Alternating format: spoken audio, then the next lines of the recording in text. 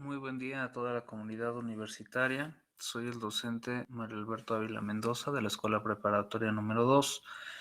Estamos grabando algunos videos de temas de bachillerato de cuarto semestre al área académica de biología. Hoy corresponde a la asignatura de Ciencias de la Vida y vamos a ver lo que es el tema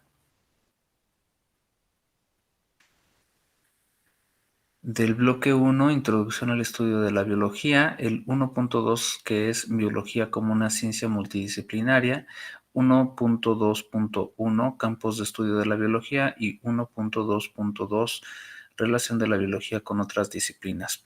Son los primeros temas que corresponden al primer parcial, básicos para el estudio y el entendimiento de la asignatura. Espero que sean de apoyo para todos ustedes.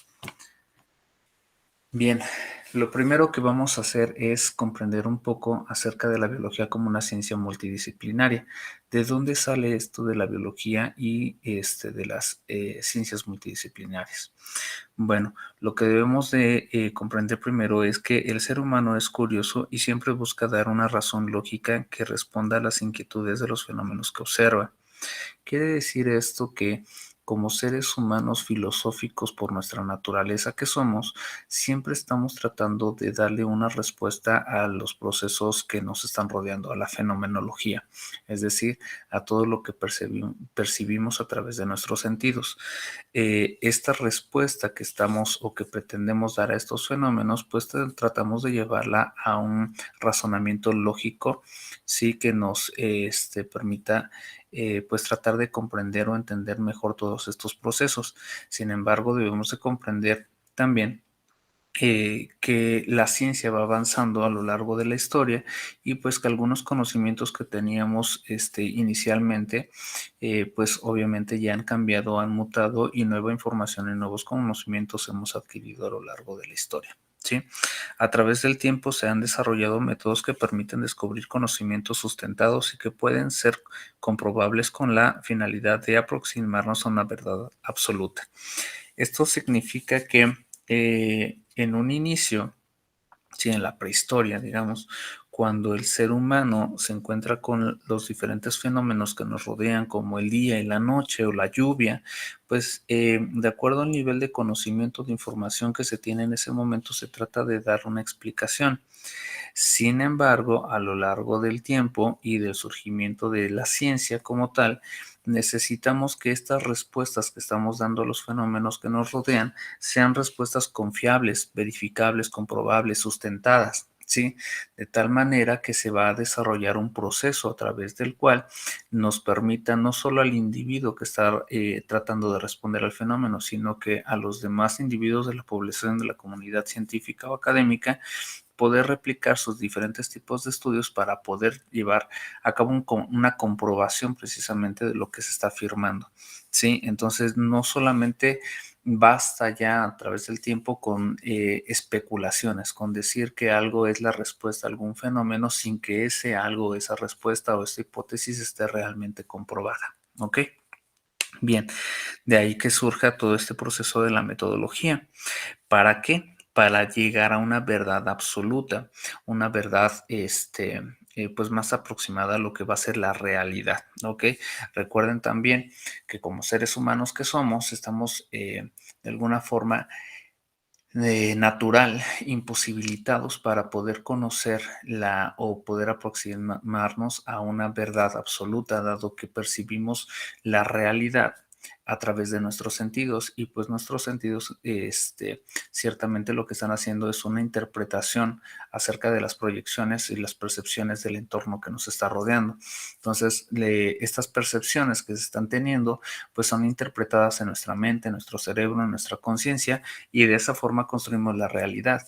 Sin embargo, eso no quiere decir que la realidad que nosotros estamos construyendo en nuestra mente sea la verdad absoluta o universal. ¿Sí? Entonces de ahí que surjan una serie de procesos o métodos que nos permiten precisamente aproximarnos a ella. Así que surgen distintas ramas de estudio conocidas como ciencias. se va perfeccionando el conocimiento, se va adquiriendo información cada vez más detallada y pues obviamente se va clasificando, se va ramificando los diferentes tipos de información en ciencias. La biología es una de las grandes ciencias naturales para el estudio y comprensión de todo lo que nos rodea. ¿Ok? Bueno, pues eso es lo que vamos a ver, eso es de lo que va a estar tratando toda esta asignatura de la biología. Para poder comprender un poco más acerca de este surgimiento de la biología, de las ramas de la biología y de las ciencias auxiliares de la biología, pues necesitamos entender primeramente qué es el conocimiento. Seguramente algunos de ustedes pues ya están muy familiarizados y comprenden perfectamente cuál es el significado o el entendimiento del conocimiento.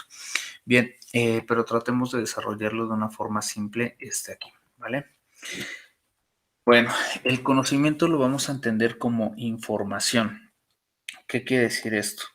El conocimiento es algo que se va a construir si a través de algunos elementos del conocimiento, como son el sujeto conocedor, la acción cognoscitiva y obviamente la información de la cual se va a tratar dicho conocimiento. Entonces, para que el conocimiento se pueda lograr, vamos a necesitar inicialmente información. Bien, vamos a necesitar información. Esta información nos va a permitir construir lo que va a ser el conocimiento.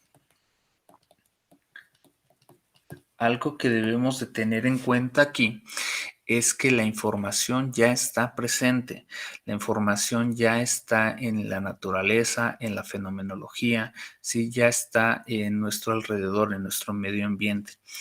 No la estamos creando, sino que la estamos descubriendo. Es, por ejemplo, las matemáticas. Una buena pregunta aquí sería, ¿las matemáticas las creamos o las descubrimos? Es decir, las matemáticas ya existían. Sí, y nosotros lo que estamos haciendo es descubrir las matemáticas o en realidad nosotros creamos las matemáticas. Es como decir si existe la luz previo al razonamiento de la conciencia humana. La luz ya existe o nosotros estamos creando la luz. Bueno, pues a eso nos referimos con la información, el conocimiento. La información ya está presente, sin embargo, esa información no puede ser comprendida, entendida, analizada, razonada si no llega a un ente capaz de poder recibir esa información y de crear todos estos procesos mentales y para la construcción del conocimiento, obviamente.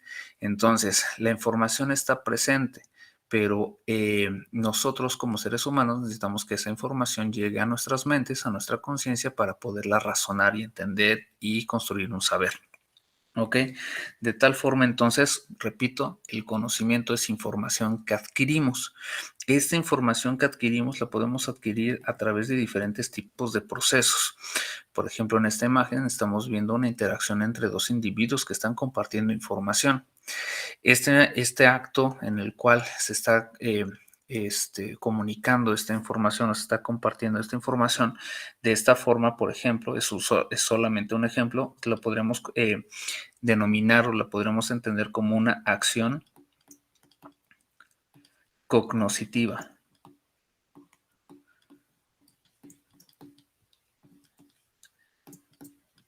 Sí, una acción cognoscitiva. Esta acción cognoscitiva, lo que se trata es precisamente de causar esa interacción, esa vinculación entre la información que ya existe y el sujeto conocedor, es decir, la persona que va a adquirir ese conocimiento. ¿Ok? Entonces, esta acción cognoscitiva puede ser de diferentes formas, de ahí que algunas autores clasifican el conocimiento de acuerdo a la acción cognoscitiva, es decir, la forma a través de la cual adquirimos dicha información. ¿Ok? Entonces puede ser una acción cognoscitiva autoritaria, eh, teórica, popular, ¿sí? O empírica incluso, ¿no? La información que adquirimos a través de una experiencia común, ¿ok? Entonces, esa interacción que hay entre la información y el sujeto conocedor es la acción cognitiva y eso es lo que nos va a construir el conocimiento. Ahora, algo que debemos de tener bien claro cuando estamos hablando de esto es que el conocimiento, cuando ya lo adquirimos, nos va a causar un saber, ¿sí? Va a construir un saber. Este saber va a propiciar, sí, de una forma natural, orgánica en nuestras mentes, en nuestros seres, en nuestro entendimiento de lo que nos rodea, un cambio. Se dice que una persona no es la misma persona antes del conocimiento y después del conocimiento que está adquiriendo. ¿Por qué? Porque obviamente cuando tú no tenías ese conocimiento, tú tenías un razonamiento diferente, ¿sí? Un razonamiento lógico, un entendimiento de algún tema en específico, algún fenómeno en específico de forma diferente, ya sea con poca información o con una información diferente, ¿sí? Que ha cambiado o que ha mutado o que ha aumentado. Entonces, cuando tú adquieres esa información y ese conocimiento, ¿sí? Construyes ese saber, ¿sí? Y propicias un cambio de conducta, un cambio de un razonamiento mental, lógico, un diferente proceso mental, ¿sí? Entonces cambia el individuo.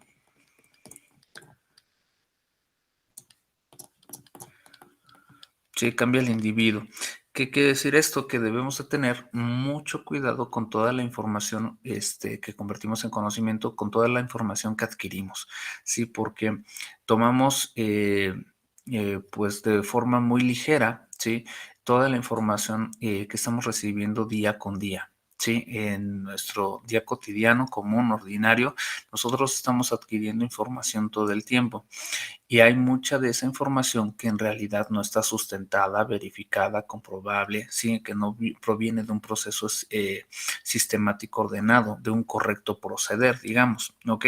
Entonces hay mucha información que a veces adquirimos en nuestras mentes, en nuestras conciencias, y que esta información va a causar un cambio de conducta en nuestro ser, ¿sí? Y que realmente esa información podría ser información no válida, no verificada. ¿Sí me explico? Entonces, por eso es la importancia de tener mucho cuidado con todo lo que asimilamos como verdadero, como cierto, lo aceptamos, porque normalmente de forma ordinaria, cotidiana, no tenemos ese momento de realmente preguntarnos o de criticar, ¿sí? De una forma constructiva, sana, obviamente, la información que está llegando a nuestras mentes. ¿Sale? Bien, de tal forma que, ¿qué pasa?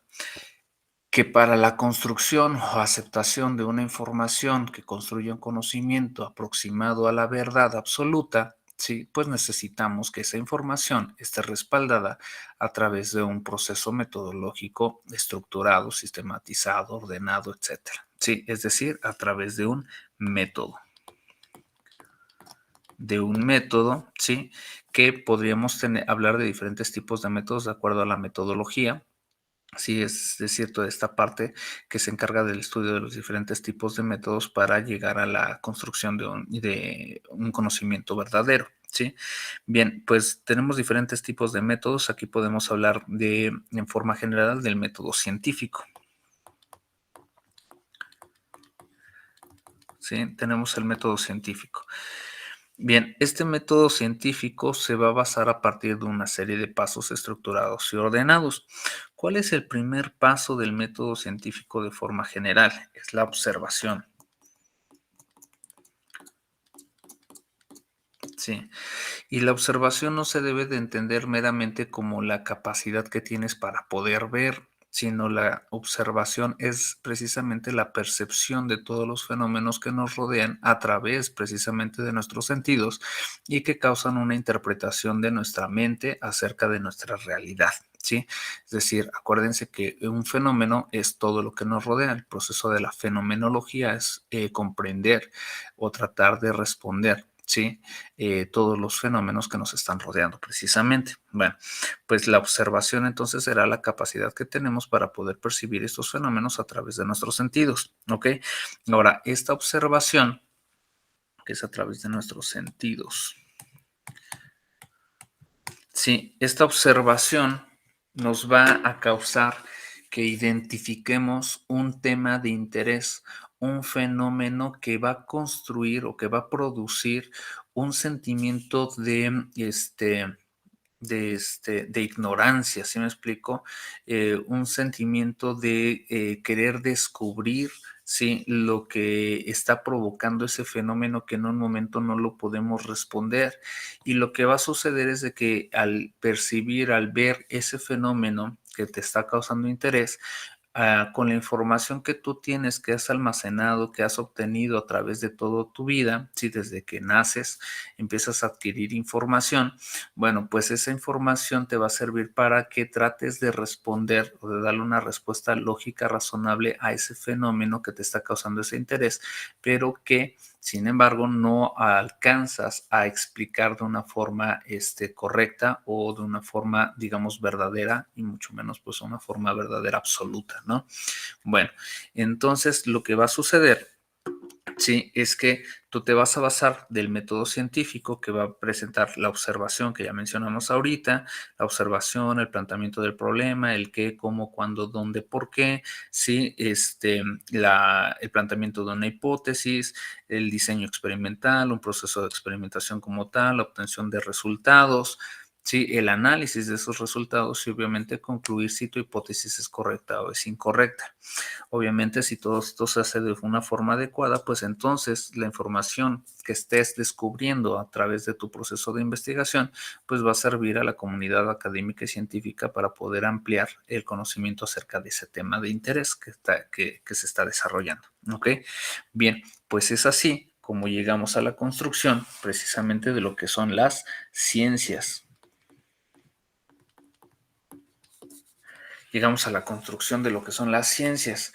Sí, es decir, una ciencia está construida a través de la información o del conocimiento, ¿sí? Que se obtuvo a través de un proceso sistemático, ordenado, estructurado, de un correcto proceder, ¿sí? Que denominamos de forma general como método científico.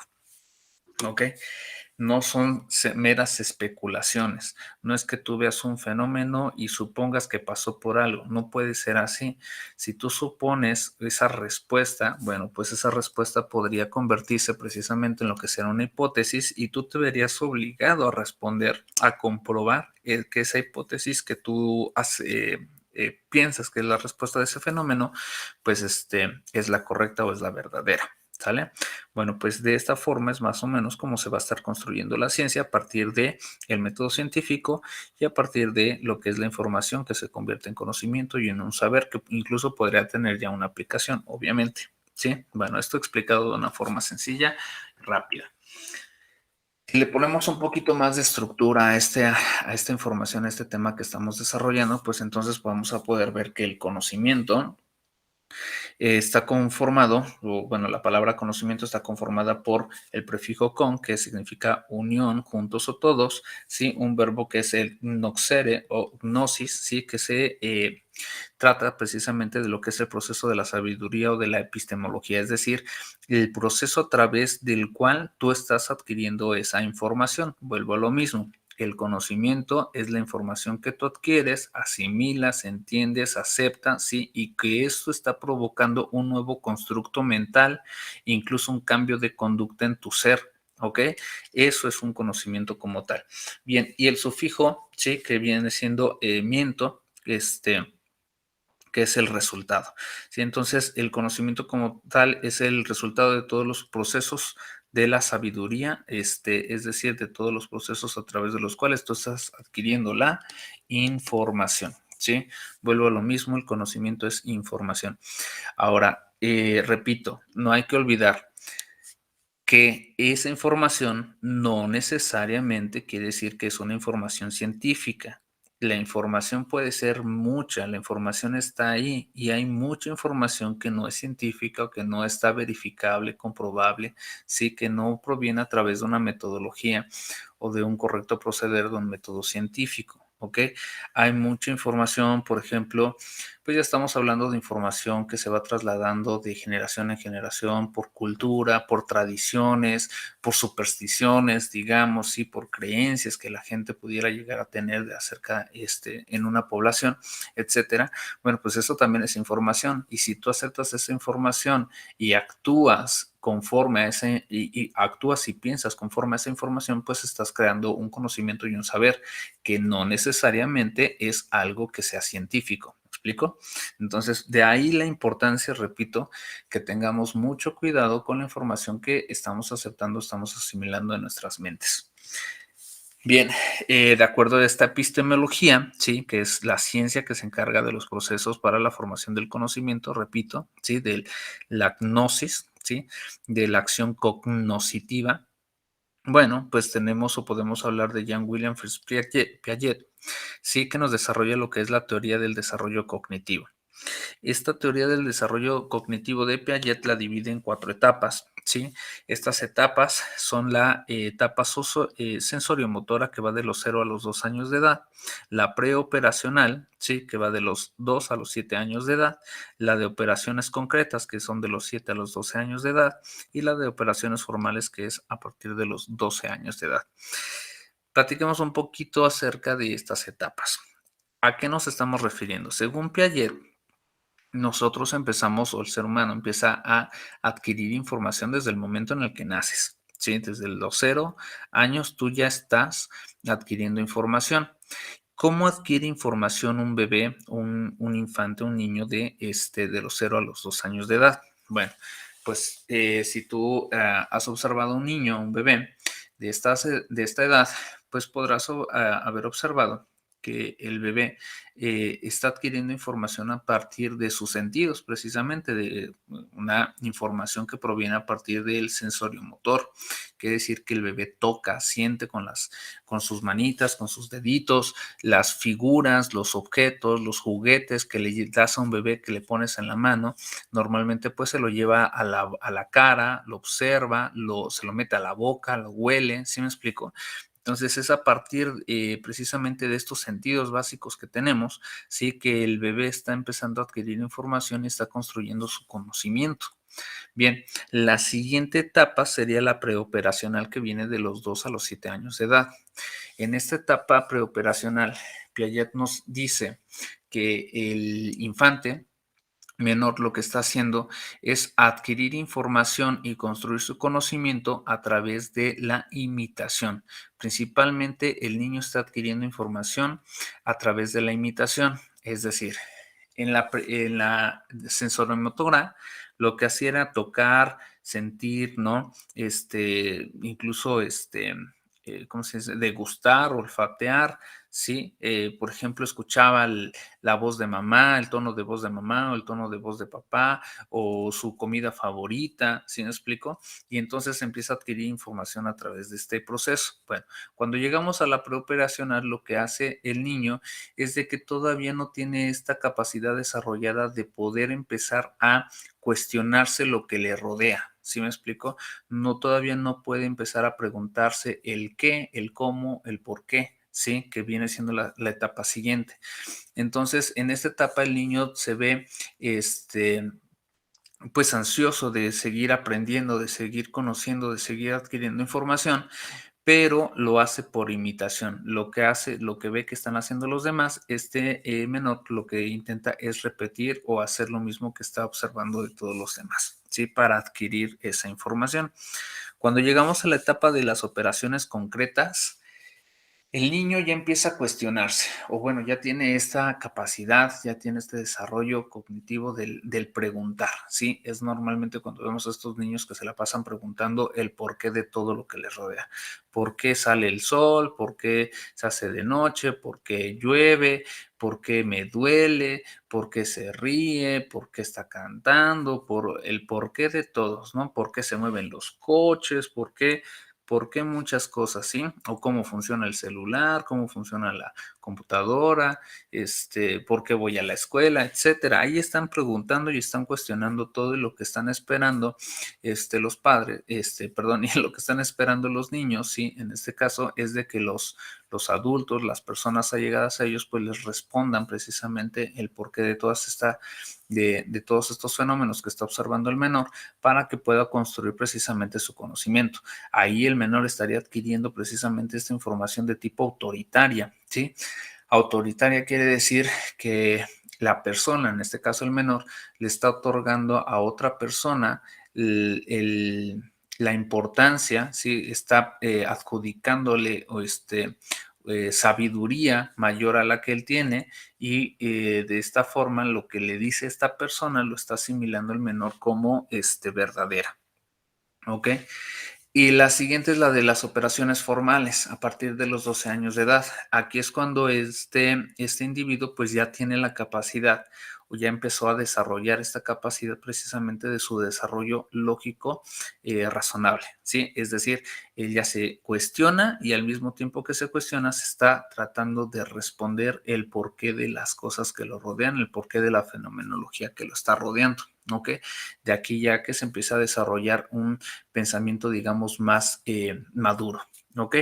Bueno, pues esta es la forma básica en la cual Piaget nos explica más o menos cómo se está desarrollando este proceso cognitivo, esta epistemología en el ser humano en 4 diferentes etapas de nuestro desarrollo.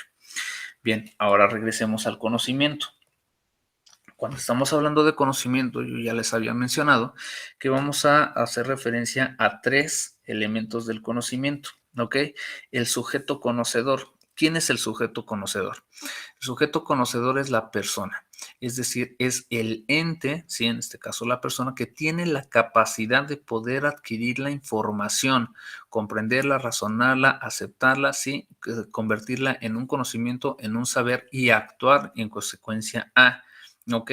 No todos los organismos vivos, digamos, que tienen esta capacidad para adquirir esa información, mucho menos de la misma forma, ¿sí? Estamos hablando de que el ser humano ya estaría actuando a través de un proceso racional, ¿sí? De un razonamiento lógico, ¿ok? Entonces, ese sería el sujeto conocedor, la primera parte del conocimiento. Lo que les decía hace un momento, la información está presente, ¿sí? No estamos descubriendo, perdón, no estamos creando ni la luz, ni el universo, no estamos creando las plantas, no estamos creando los animales, ni la tierra, ni el agua, estamos descubriendo. ¿Ok? Entonces, la información que contiene una planta, la información que contiene el suelo, algún animal, el universo, el planeta Tierra, lo que tú quieras como fenómeno que nos rodea, ¿sí? Está presente en ese ser, en esa entidad, en ese objeto, en ese organismo vivo, en ese espacio, en ello, ¿ok? Lo que tú haces es descubrirlo primeramente por la observación, que te causa interés, que te causa esta ansiedad por tratar de responderlo, que te hace ver como un ser ignorante y entonces tratas de entender ese objeto, ese fenómeno a través de la información que está comprendida en el mismo. ¿Ok? Bien, el otro punto, ¿sí? El otro elemento del conocimiento, pues es el tema de la información, precisamente lo que estamos haciendo referencia ahorita, ¿sí? Es decir, ¿de qué trata esa información? ¿Sí? Esa información va a tratar de anatomía, de fisiología, de genética, de embriología, de histología, citología, va a tratar de astrología, va a tratar de astronomía, de paleontología. ¿De qué va a tratar la información? ¿Sí? De tecnología, de qué se trata la información que tú vas a adquirir a través de la acción cognoscente o la acción cognoscitiva, que sería el tercer elemento. Recuerden, la acción cognoscitiva, sí, es la forma en la cual se vincula la información que comprende el fenómeno, sí, con el sujeto conocedor. Este tipo de acción cognoscitiva es lo que algunos autores denominan como tipos de conocimiento. Los podemos clasificar. ¿Cuál es el primer tipo de conocimiento que presenta el ser humano? El primer tipo de conocimiento que todos presentamos es el conocimiento empírico, es decir, el conocimiento que se desarrolla a través de la experiencia, una experiencia común, ordinaria, simple. Cuando nosotros somos niños y de repente, pues nos metemos a la cocina y tocamos una sartén caliente y nos quemamos y nos duele, ¿no? Bueno, pues ¿qué información estamos adquiriendo ahí? Estamos adquiriendo la información de lugar en la casa, estamos adquiriendo información de tocar cosas en la cocina, estamos adquiriendo información de que las cosas están calientes, adquieres información de que lo caliente quema, lo caliente duele, lo caliente te lastima, te haces daño. Esa es la información, ¿sí? Ahora, ¿qué hace como niños, ¿qué hacemos con esa información? La entendemos, la registramos, la asimilamos, la convertimos en un conocimiento y en un saber. Y entonces, ¿qué pasa? Para la siguiente oportunidad que tengamos que tocar algo dentro de la cocina, pues vamos a tener el cuidado de no quemarnos, de no tocar cosas calientes, de no tocar nada que esté en la estufa. ¿Sí me explico? Esa es la aplicación del conocimiento empírico que tuvimos, ¿no? Que el aprender a andar en bici, el atarte las agujetas, el desarrollar o empezar a entender cuáles son tus procesos cognitivos de aprendizaje para el estudio, ¿sí? Para la escuela, en el aspecto académico, por ejemplo. Todo esto es de empirismo, ¿ok? Después tenemos el conocimiento filosófico. El conocimiento filosófico es realmente el origen o la madre, digamos, de los conocimientos científicos, porque es precisamente el conocimiento filosófico que se traduce como el amor a la sabiduría, el amor por el saber. Sí, los que nos lleva a siempre estarnos preguntando el porqué de las cosas que nos rodean y tratar de darles una respuesta lógica, razonable, acercan a la realidad o la verdad absoluta. Ajá. Entonces, es a partir de aquí, de este conocimiento filosófico, que en realidad se empiezan a construir los demás conocimientos que nos van a llevar al conocimiento científico. ¿Sale? Otros tipos de conocimiento, solo por mencionar algunos más, sí, podríamos mencionar el conocimiento teórico, sí, que es el que ya tiene un respaldo científico, por ejemplo, algún libro científico de interés que estés leyendo, de biología, por ejemplo, o en esta asignatura nos basamos mucho del libro de biología de Curtis, de Elena Curtis. Bueno, pues todo lo que estés leyendo del libro de Elena Curtis, pues es un conocimiento teórico, algo que ya tiene un respaldo científico, ¿sí? O el conocimiento popular, aquel que se divulga a través y que adquieres obviamente a través de medios de comunicación popular como es la radio, el internet, la televisión, el periódico, etcétera, pero que no necesariamente es un conocimiento que tenga un respaldo científico. Ojo con eso, ¿sí? Cuidado con eso. Es lo mismo que les decía hace un momento. Hay que tener cuidado, sí, perdón por ser tan repetitivo, pero hay que tener mucho cuidado con la información que adquirimos en nuestras mentes y que asimilamos y que damos por hecho de que es correcta. Bien, otro conocimiento, por mencionar otro, es el conocimiento teológico, dogmático, ¿sí? Y aquí vuelvo a hacer referencia a lo mismo. Este conocimiento, por ejemplo, no necesariamente, de hecho es muy raro, ¿no? Pero no necesariamente tiene un respaldo científico. Un conocimiento teológico es más bien algo que se acepta por fe, por creencia, por dogma. A ti te dicen que algo es de alguna forma y tú por fe lo tienes que creer, lo asimilas, lo entiendes, pues sí, lo asimilas y lo conviertes en un conocimiento y en un saber para ti, de tal forma que tu actuar, incluso tu conducta, sí, tu forma de entender el fenómeno, la vida, etcétera, lo vas a llevar a cabo de acuerdo a lo que te dijeron, de acuerdo a ese conocimiento teológico dogmático, ¿ok? Entonces, es solamente para que nos demos una idea un poco más clara de este problema que tenemos con el conocimiento, ¿sí? Y la última que estamos mencionando aquí, que sería el conocimiento científico, obviamente que sí tiene que ser completamente sustentado, verificable, comprobable, ¿sí? No solo por el individuo que está llevando a cabo la investigación, sino por toda la comunidad académica y científica, ¿sí? Porque se basa a partir de una metodología, ¿vale? Bueno, de un método científico. Bien, pasamos a la siguiente diapositiva y aquí tenemos la clasificación de las ciencias. Si ya comprendimos todo lo anterior, entonces ya estamos claros que el conocimiento es información y que esta información está comprendida en todos los fenómenos que nos rodean y que lo que hace el ser humano, perdón, sí es vincular esa información con el sujeto conocedor para construirla como un conocimiento, y si este conocimiento tiene un respaldo metodológico, entonces se convierte en un conocimiento que nos suma a las ciencias, ¿sí? Por lo tanto, la ciencia, ¿qué es? El conjunto de conocimientos que se obtienen a través de un proceso sistematizado, ¿ok? Ahora, esta ciencia tiene algunas características, obviamente. Primero, debe ser objetiva. Y objetiva debe ser debe ser un saber lógico, puede ser abstracto, ¿sí? Basado en la realidad, y pretende alcanzar la verdad universal.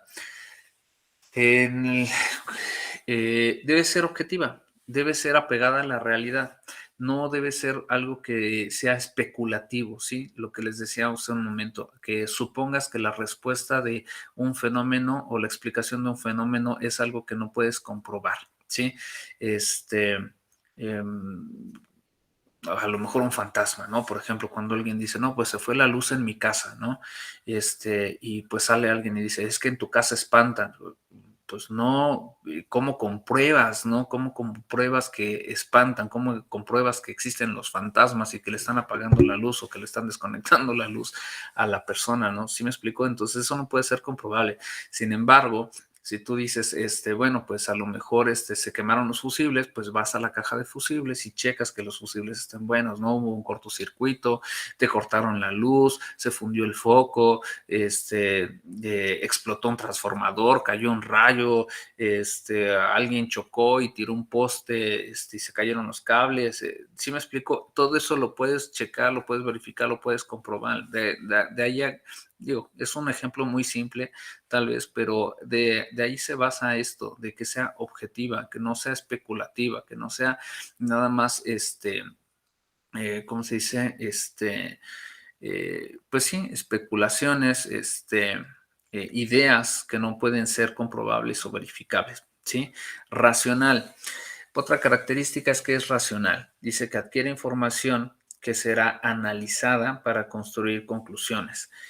Es decir, tú llevas a cabo un proceso de comprobación, verificación, etcétera, un método, ¿sí? Y los resultados que te estén arrojando este proceso, de este método, ¿sí? La información que estés adquiriendo a través de tus fuentes de información o de tu estrategia, ¿sí? Pues la tienes que llevar a cabo un análisis, te permite llevar a cabo un análisis, una inducción, deducción, ¿sí? Que te permita comprobar, por ejemplo, tu hipótesis o llegar a una conclusión, ¿ok? Debe ser provisional, pues resulta que el conocimiento científico está en constante modificación. Es muy difícil o es muy poco común, digamos, ¿sí? Que se puedan construir leyes. Ustedes saben que una ley es algo que es inmutable, ¿sí? Algo que no puede ser cambiable, que se puede comprobar en cualquier tiempo y espacio, ¿sí? Que no sufre mutaciones. Sin embargo, en todos estos conocimientos científicos, lo que sí es un hecho es de que cada vez que la ciencia adquiere nueva información o descubre nueva información y aumenta el conocimiento, pues este conocimiento, este entender, pues va precisamente cambiando, ¿ok? Va evolucionando, se va perfeccionando, como bien dice. Dice que es comprobable y verificable, lo mismo que estamos comentando desde un principio, se tiene que regir a través de un proceso de una sistematización ordenada, estructurada, ¿sí? Y pues obviamente a todo esto se le conoce como método, ¿vale? Bueno, pues ahora veamos una clasificación de acuerdo a Mario Bunge que nos hace acerca de la ciencia, ¿ok? La ciencia la clasificamos de forma general, ¿sí? Como ciencias formales y ciencias factuales. Las ciencias formales, ¿sí? Son aquellas ciencias que se desarrollan en el aspecto metafísico, en la mente, que son abstractas. ¿Qué quiere decir esto? Que existen únicamente en la mente del ser humano. Bueno, actualmente digamos que solamente estos procesos de razonamiento lógico los podemos crear o los podemos tener en la mente del ser humano, ¿ok?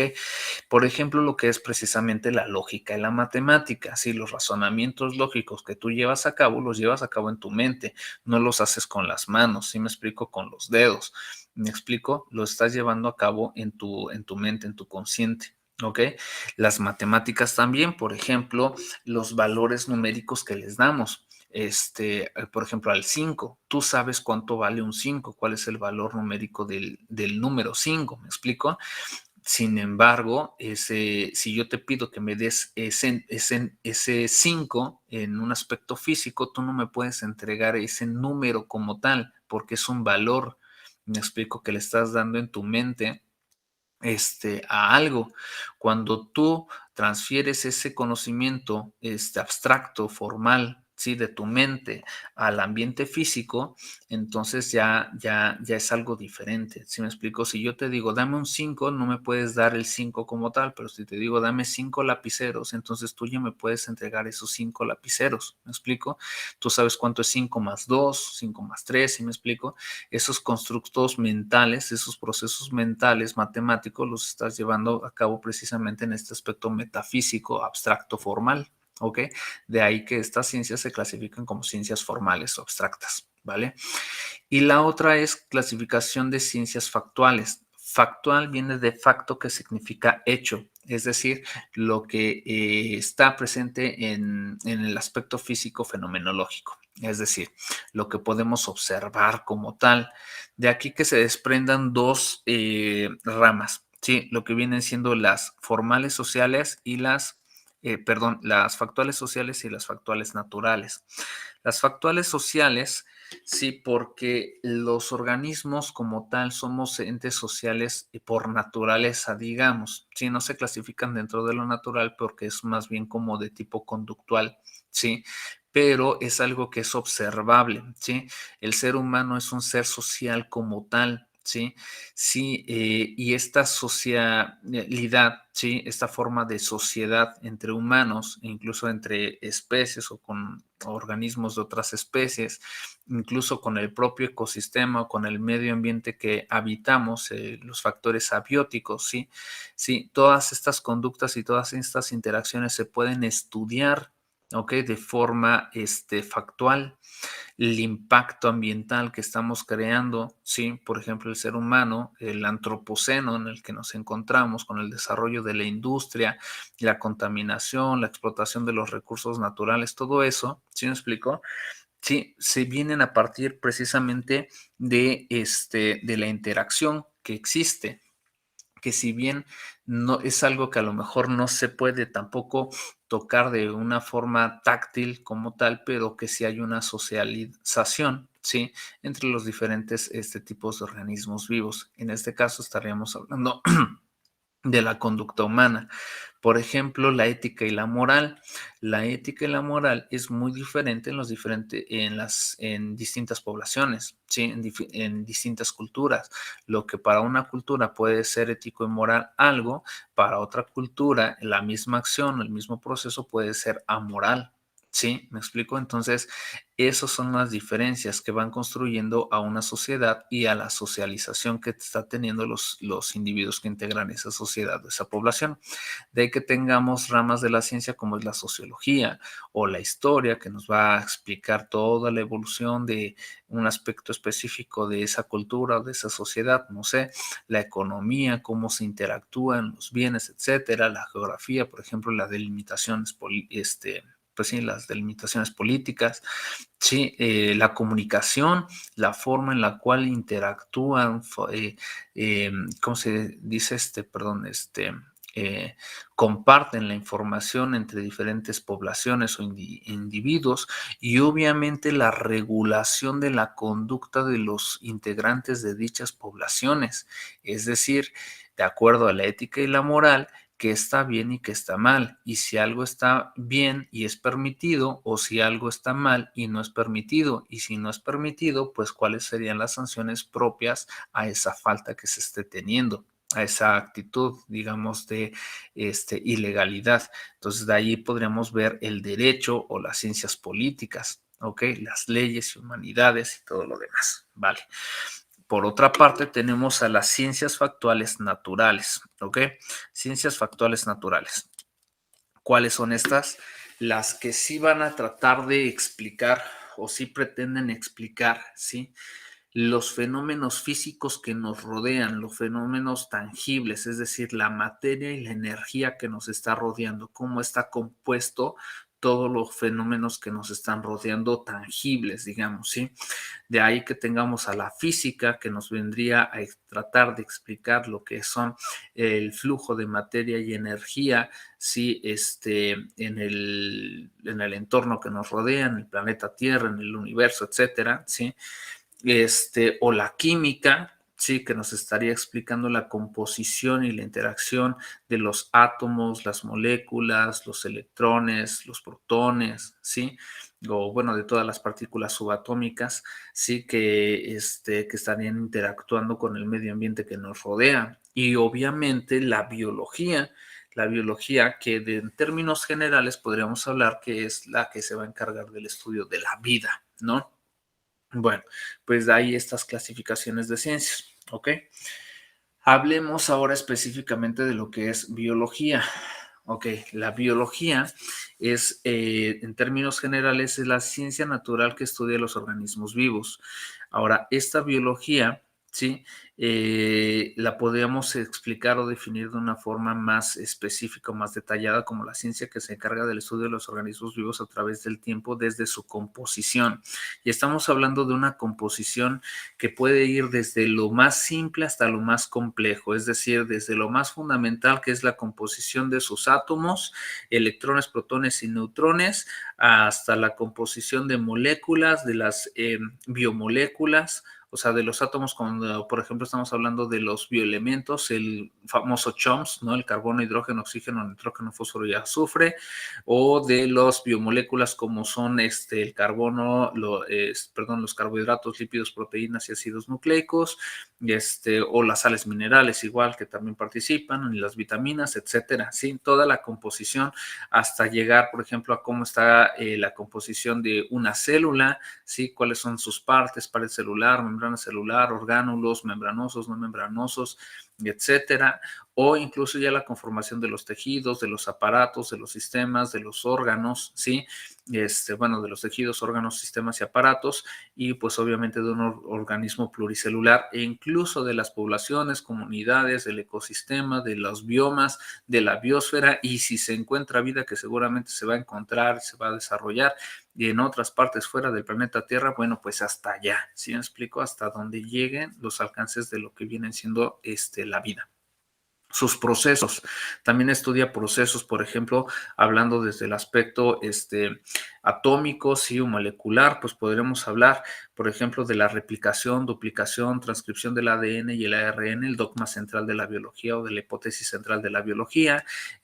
Podemos hablar de sus procesos, por ejemplo, y manifestaciones, procesos y manifestaciones de los seres vivos como son la reproducción, el crecimiento, la evolución, adaptación, la homeostasis, sí, irritabilidad, movimiento, etcétera, sí, todas esas expresiones y procesos que tienen los organismos vivos y la interacción que hay entre los organismos vivos propiamente, las relaciones intraespecíficas e interespecíficas, sí, es decir, entre organismos de la misma especie y entre organismos de diferentes especies que están habitando una misma comunidad, un mismo biotopo, un mismo ecosistema, ¿sí? Y pues la interacción que tienen obviamente todos estos organismos vivos con el medio ambiente, es decir, con los factores abióticos como los meteorológicos o climatológicos, como puede ser el viento, la humedad, las precipitaciones, altitud, latitud, el suelo, la composición química del suelo, etcétera. Así que permiten estas condiciones abióticas el desarrollo inicialmente de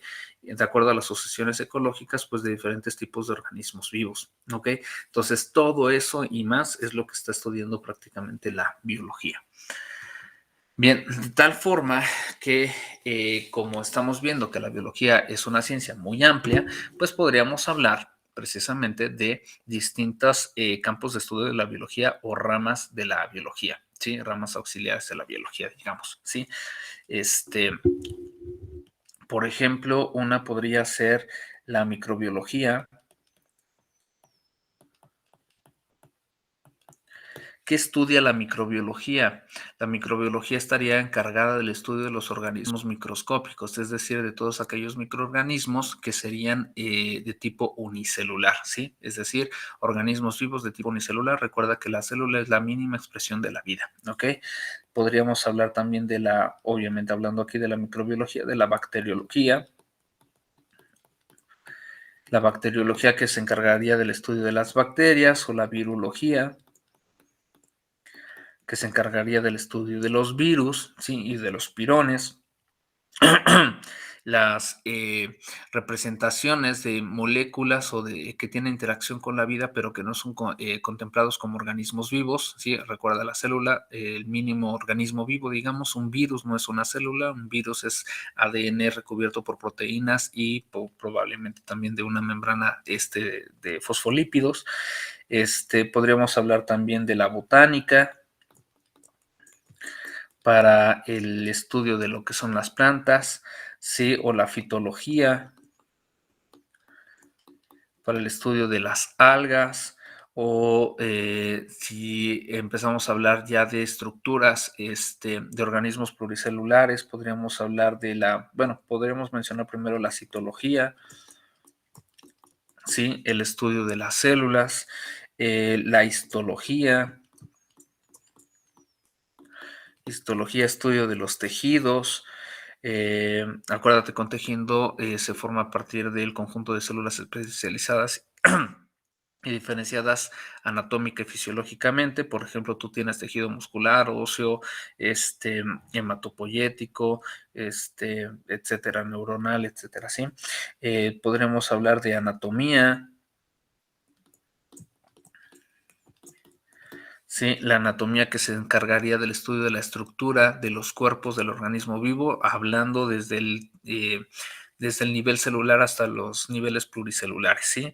Es decir, una célula si tiene pared celular, membrana celular, núcleo, retículo endoplasmático, liso, rugoso, aparato de Golgi, vesículas, peroxisomas, etcétera, ¿sí? O mesosomas, laminillas, etcétera, así dependiendo de qué tipo celular se esté hablando, o anatomía ya de un organismo pluricelular como tú, por ejemplo, la anatomía de tu corazón o de tus pulmones, o de tu hígado, de tu páncreas, de tu intestino, de tu piel, de tus músculos, de tu hueso, etcétera, cómo están conformados, estructurados todas estas componentes de tu cuerpo. Fisiología. La fisiología, que se encargaría precisamente del estudio de los procesos, ¿sí? De las funciones, cómo funcionan todas las partes anatómicas, ¿sí? Que están conformando precisamente el cuerpo de un organismo.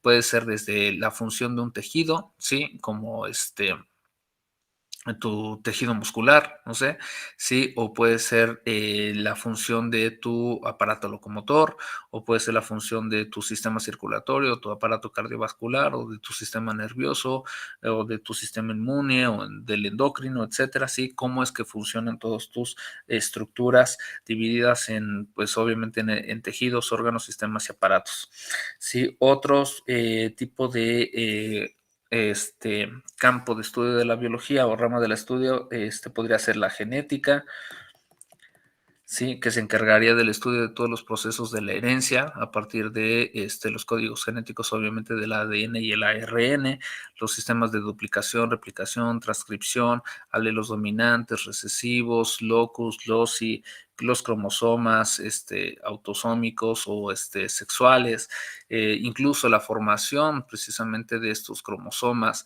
el crossing over, la formación de los gametos, gametogénesis, espermatogénesis, ovogénesis, etcétera. Hablando de eso, pues también podremos hablar de la embriología. Sí, embriología para el desarrollo, el estudio de todo lo que viene siendo el proceso embrionario gestacional, la formación de las capas embrionarias, o bueno, obviamente la formación del cigoto, la segmentación o carecinesis, la formación de los blastómeros, del embrioblasto, el trofoblasto, el epiblasto, etcétera, la formación de las tres capas embrionarias, el proceso de la gastrulación, etcétera. Sí, y pues así podríamos seguir mencionando más ramas de estudio o campos de estudio de la biología. Yo los invitaría a ustedes que hicieran una investigación y una lista de la mayor cantidad de ramas de estudio de la biología que pudieran encontrar. Sí, porque en realidad pues esto es muy amplio, ¿sale? Y por último, pues mencionar precisamente lo que serían las ciencias auxiliares de la biología. Hablemos de las primeras, es decir, estas no son ciencias que se desprenden del estudio directo de la biología como las que mencionamos hace un momento, ¿sí? O sea, estas ciencias auxiliares de la biología lo que van a hacer es que son ciencias que desarrollan información y conocimientos por separado de la biología, pero que pueden tener una aplicación directa hacia la biología. Por ejemplo, las matemáticas. Y la pregunta sería, ¿para qué te sirven las matemáticas en la biología? Pues para todo, ¿no? Para sacar encuestas, para sacar muestras, para sacar porcentajes, para sacar tasas de natalidad, tasas de mortalidad, estadísticas de algo, niveles de población, cantidades de población, etcétera, ¿sí? Las matemáticas pues, básicamente pues, van a estar presentes en todo. Lo mismo que la física, ¿sí? Este, física, lo mismo que la física, pues el entendimiento del flujo de materia y energía en los cuerpos biológicos, ¿sí? Cómo es que funciona la energía y cómo asimilas esa energía en tu cuerpo, por ejemplo, la ley del diezmo, etcétera, ¿sí? La cantidad de energía que adquieres en tu alimentación, ¿sí? Las calorías que estás quemando, la interacción que está teniendo tu cuerpo con el medio ambiente, etcétera, ¿sí? La química, obviamente, pues por ejemplo la bioquímica, que sería la composición y la estructura química, ¿sí? De los organismos vivos, ¿sí? ¿Cómo se dice? Perdón, el metabolismo celular, por ejemplo, ver lo que es la glucólisis, la gluconeogénesis, la glucogenogénesis, la proteólisis, la transaminación, desaminación, la beta oxidación, etcétera, ¿sí? Pues todo eso, pues obviamente va muy de la mano de lo que es la química. Ahora, estas principales, ¿no? Pero pues también podríamos ver la historia para ver lo que es el proceso evolutivo, ¿sí? Las eras geológicas, por ejemplo, la evolución del ser humano, la adaptación de las especies, el surgimiento de la vida, y pues así, ¿no? Antropología, geografía, vamos. Y la recomendación sería la misma, ¿no? Yo los invitaría a que buscaran diferentes tipos de ciencias auxiliares, ¿sí? Y que investigaran cuál es la relación directa que tienen con la biología o para qué sirve el conocimiento de estas con respecto a la biología. Bueno, dejamos el video hasta aquí. Espero que haya sido de su agrado y que esta información que hemos desarrollado en este video pues les sea útil. Estoy a sus órdenes y pues nos vemos en otro video.